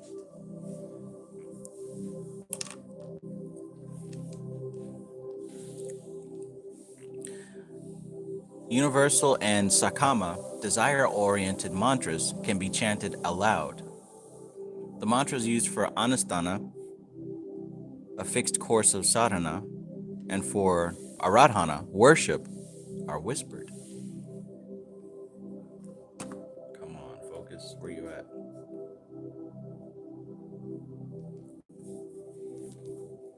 Lance Benefield says, wow, I thought doing it in the mind was wrong.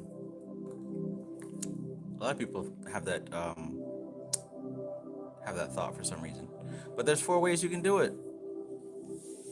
But there's 3 ways that he's mentoring, because the 4th way is transcendental. But basically, you can say it out loud, you can say it under your breath, or you can do it in your head. And then, of course, there's the transcendental level, which is reserved for people who are a little bit more advanced.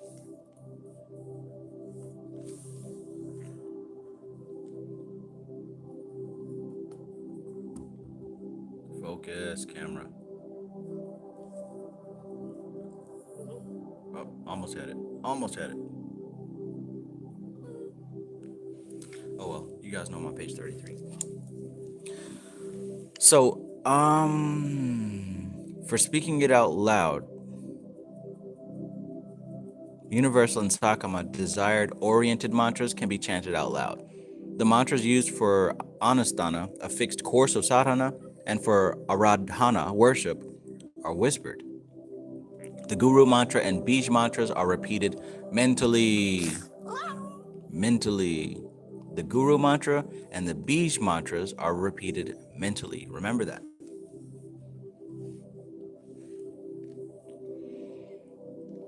Stray Panther 79 says, tap into the power of chant by Baal Kedman. I haven't heard of that one.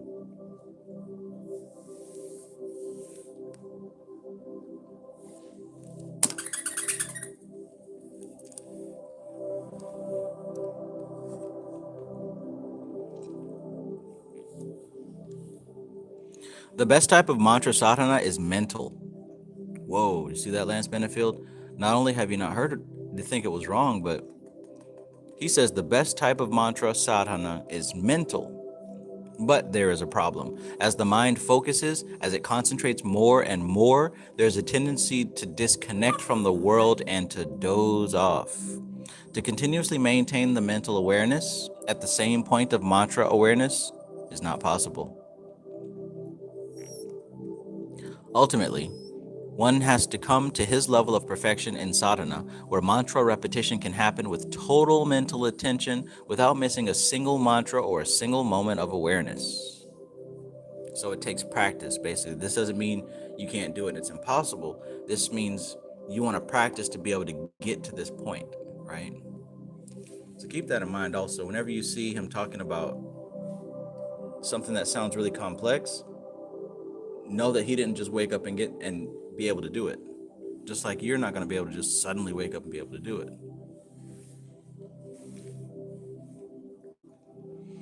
Living in the Zone says, is falling asleep listening to the mantras also considered doing it mentally? It still applies. We'll put it that way. It still applies. It still works. Yes, it is still doing it. But what he's talking about is this intentional level of strictly doing it mentally. If you're doing it mentally, the best way to do it, the most effective way to do it, because he says the best type of mantra sadhana is mental. When he's talking about this level of doing it, it requires your full attention. It requires you to really focus on the mantra itself. Now, as far as playing it in the background, yes, that still applies, because we literally just we're talking about this in the beginning of the chapter. There were patients who were comatose on the hospital bed, brain dead, basically. They couldn't do anything.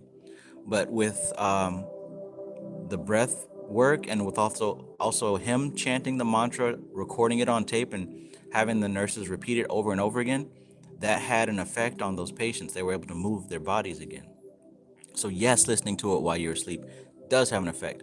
But these different ways of doing mantra, the different types of mantra practice, it affects you on different levels, right? Of course, you got the conscious level, the subconscious, the unconscious level, and the transcendental level.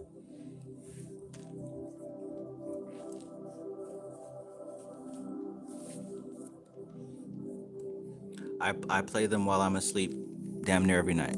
I have a whole playlist going. So, I mean, yeah, I do it.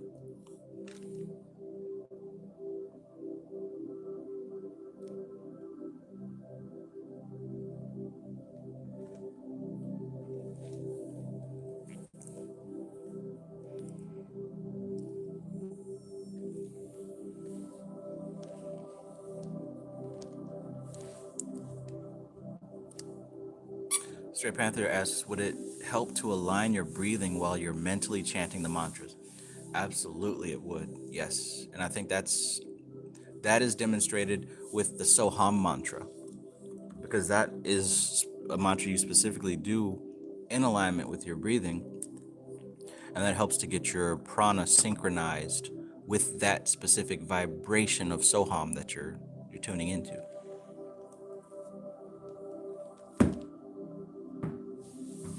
Connecting the dots, connecting the dots. The most common, okay, so the best type of mantra is mental. The most common form of mantra chanting is verbal, obviously.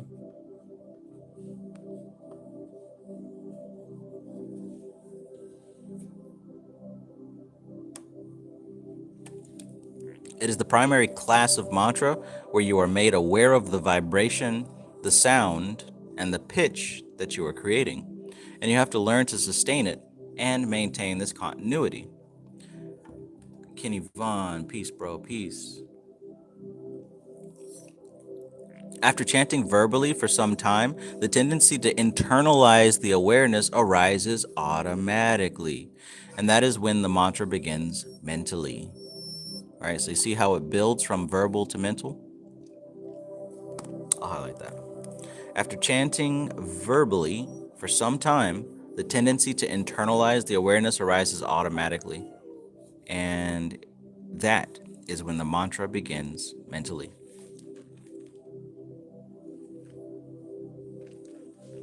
However, internalization also creates a tendency to sleep.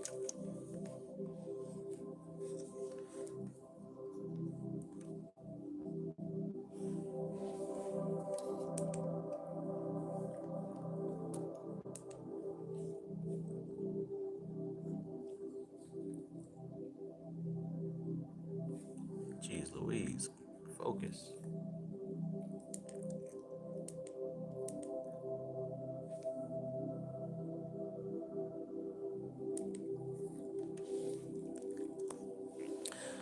Internalization also creates a tendency to sleep. So at that time, in order to remain awake, you begin to whisper the mantra. You begin to move your lips. Thus, the three forms of mantra chanting are verbal, whispering, and mental. Mental chanting is the best, provided you can hold your awareness constantly throughout.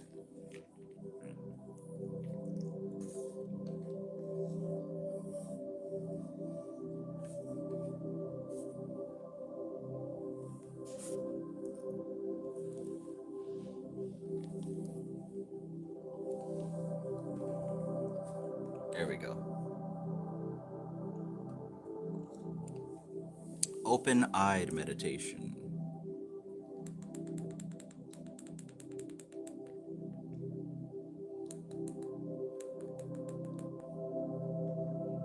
People think that meditation has to happen in the mind. That is a misconception. If you are sleeping in meditation, what is the use? You sit for 1 hour, and for 40 minutes of that hour, you were nodding off. And then you claim, I meditated for 1 hour. Right. But you meditated for about half a minute, and the rest of the time you were on a trip. Your mind was going here and there. Then you became drowsy and went to sleep. Perfection in meditation does not happen with the eyes closed. Perfection in meditation happens with the eyes open, as you have to control, guide, analyze, and cultivate the intensity of your awareness. You should not be blocking the intensity or reducing the level of your awareness. If you reduce the level of awareness in meditation, then you sleep. When Sri Swamiji was teaching me pratyahara and other practices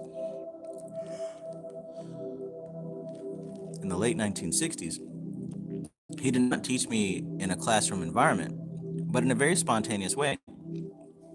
He would be working away, answering letters and so on, and he would say to me, go and stand in the sun there and watch your shadow for 10 minutes, and then tell me what you are seeing.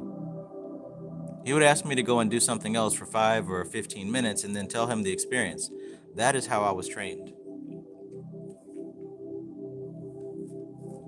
The way Sri Swamiji trained me was very simple, natural, and spontaneous. I did not even feel that I was doing anything. He gave me guidelines and hints. Go and meditate with your eyes open.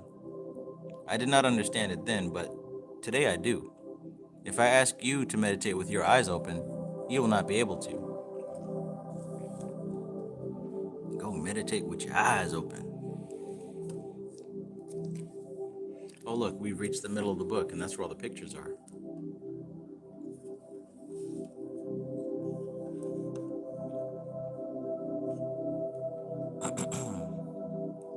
Lance Benefield says, Travis, I had my eyes closed meditation, and I seen a bubble open in my consciousness and seen my living room clearly. Very nice, very nice. There's Niranjan, and there's Sri Swamiji, aka Swami Satyananda.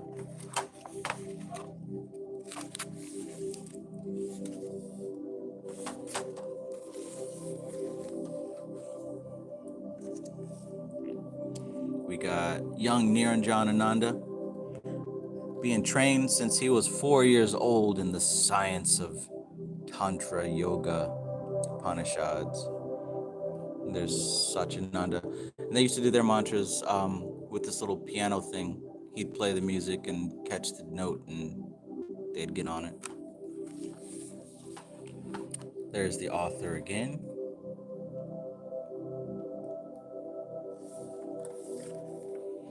Can you imagine how, time must be when everyone is wearing the same clothes and looks the same? I bet they don't even perceive each other aging.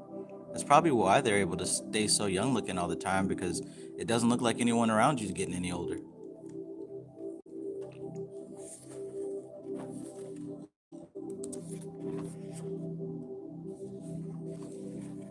That man said he was starting from the 60s. He trained me in the 60s.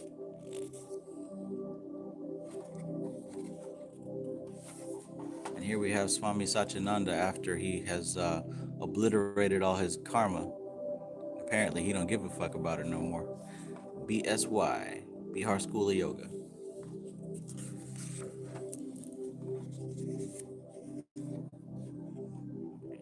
Niranjan Ananda.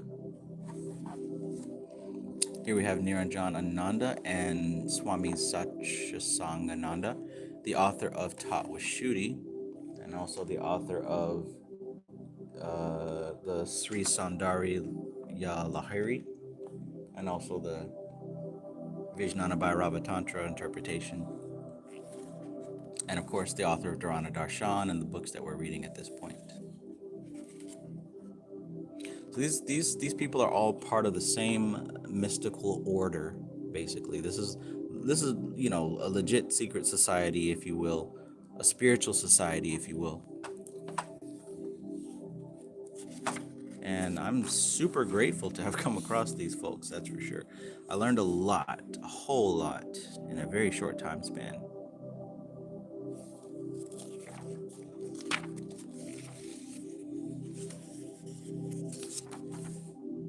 And I think you guys are as well.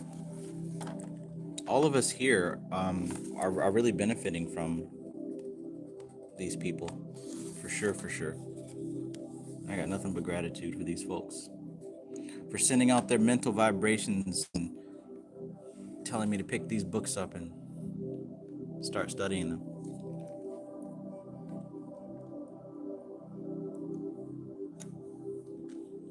Sunshine Chick says, I like the addition of pictures. It adds a personal touch. Heck yeah, it makes it real, as opposed to just some vague author out there in the distance.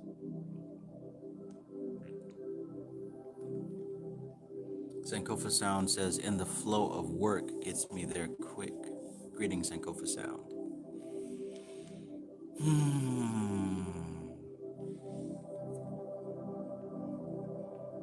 I really do wonder what they're doing these days, because these books were written 20 years ago. 20 years ago.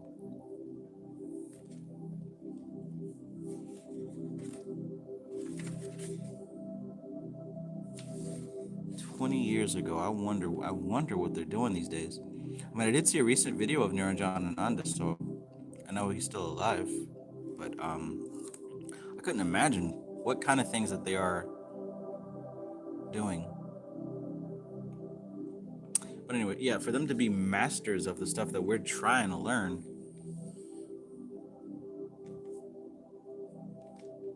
Shoot, forget about Aleister Crowley.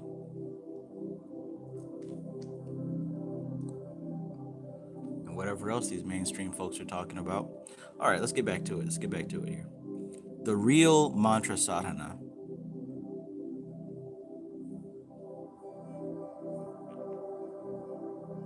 The point is very simple. We have to move from the verbal and wakeful state to the mental and internal state in mantra. Okay? Begin with repetition of the mantra first and attain mastery over that for one mala. So 1 round of 108, do it verbally. If you can sustain that awareness for 5 minutes, practice this until you complete 1 mala. Then double the time, 2 malas. Sustain the awareness for 10 minutes with the same intensity and concentration. Then increase it to 3 malas and increase the time accordingly. In this way, gradually keep on increasing the attention span. Once the attention span increases to at least half an hour, then you experience the inner mantra, which vibrates within. This is the real mantra sadhana. Prior to that is training to increase the attention span. Do you see that? So it isn't realistic to just jump into it and expect to be this master, because you're going to get discouraged. He says gradually build it up. Gradually build it up and consider that training to increase your attention span. Gradually increase the attention span, 5 minutes, 10 minutes, 15 minutes. Gradually do it, but be consistent. That is the most important thing. You got to be consistent here. Uh-oh, my battery's about to die, so I better wrap this up. Oh, this is the last page. I didn't mean it.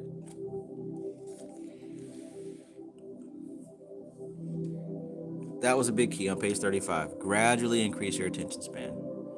Don't try to jump in here and be John Rambo and tote 2 giant machine guns at the same time.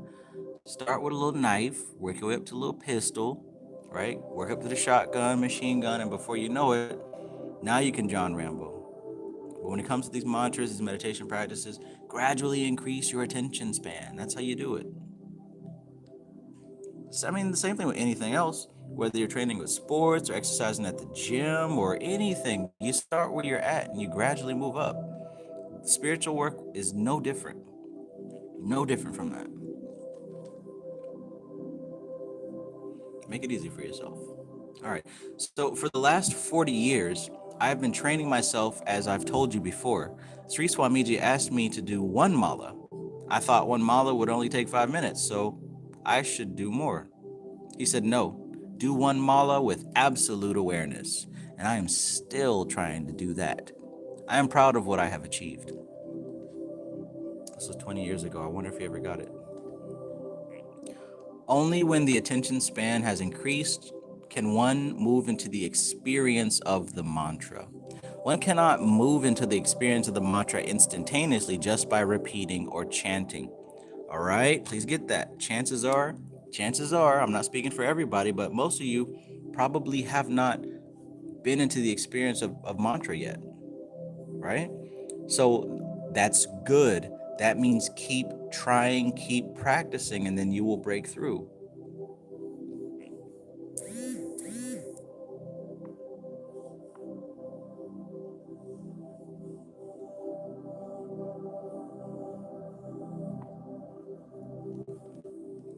All right, so let's wrap it up here. In summary, the important aspects of today's discussion are that mantras are grouped into 3 categories: spiritually uplifting and awakening mantras, which are the Biju mantras; the middle range of mantras, which connect to the lower mind with the higher mind; and the lower group of mantras to fulfill our whims and desires. 80% of people who practice mantra belong to this lower category. I'm sick, I'm suffering, so I'm going to practice mantra. I have this desire or problem, and I want to fulfill or manage it, so I'm practicing this mantra.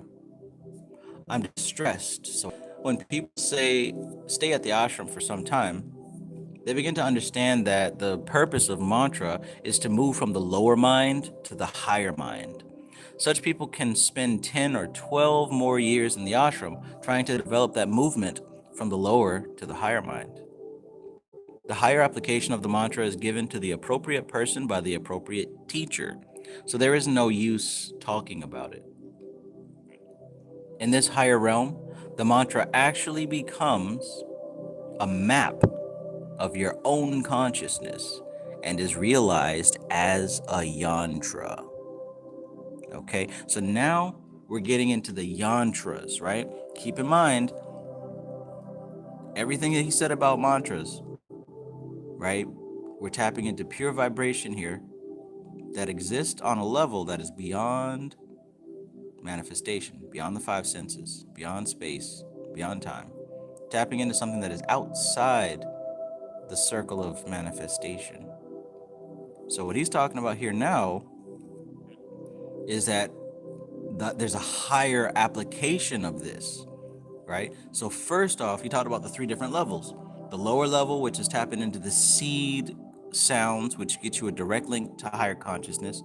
Then he talked about that middle aspect, which is designed to sensitize the gross mind to help you become a little bit more psychic, maybe, right? And then he talked about that last level of mantra, which is for basic everyday people stuff, like, oh, I want some money, I want to fall in love, I'm sick and I want to be healed, like regular human stuff. That's on that level. But when you start tapping into the higher level of mantra, those more pristine vibrations, eventually we begin working with maps of consciousness, right? Now, that's what I said before. Most people are like, 80, 90% of people, we're still at this beginner level of trying to figure everything out. What's this button do? What's this button do? But once you get past that level, it's now about this structure at play, right? Once you deal with the physical plane and manifestation and a good handle on that, now you move into trying to understand what consciousness is all about. And to do that, we need something more than a mantra, because the mantras are, they are a more gross aspect of these vibrations. As we continue to get more fine, now we move on to yantras. And yantras are maps of consciousness. What's a yantra? Well, you've heard of this. This is a yantra. This is a yantra.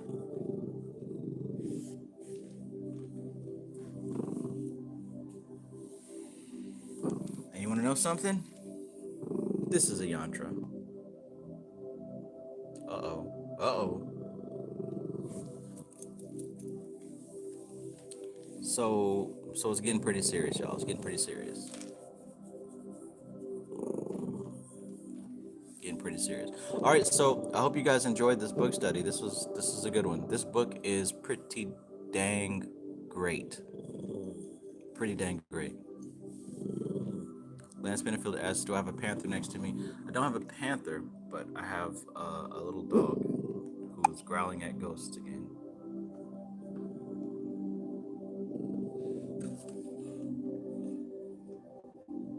Growling at ghosts. What are you growling at, pup? Do you even know?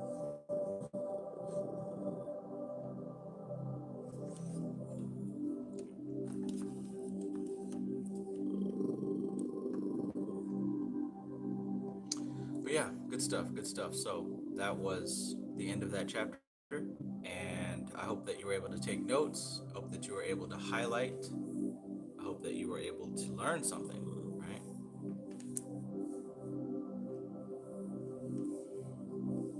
And most importantly, I hope that you found something that you can apply,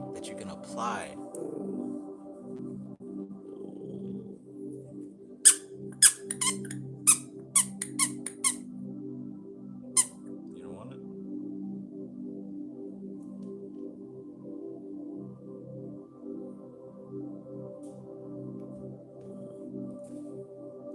So yeah, that's it. That's it. This is a good chapter. And I'll see you guys tomorrow afternoon, right here. Same Magus channel.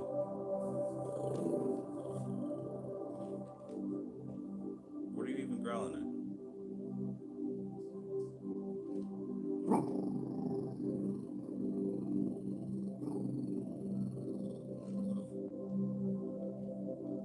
Go get it. Since you're so bad, go get it. Go get it. All right, y'all have a good night. I enjoyed this reading, as usual. Enjoy hanging out with you all. And like I said before, yeah, you are valued, even if nobody told you that. You tell yourself first.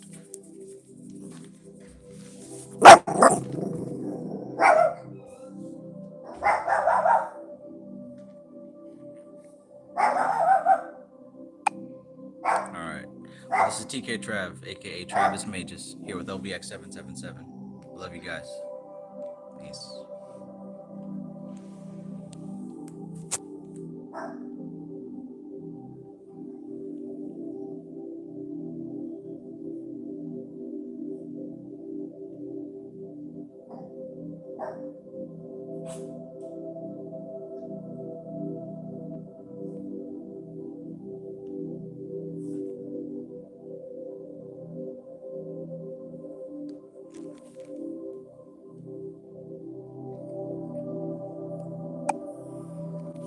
What are you barking at?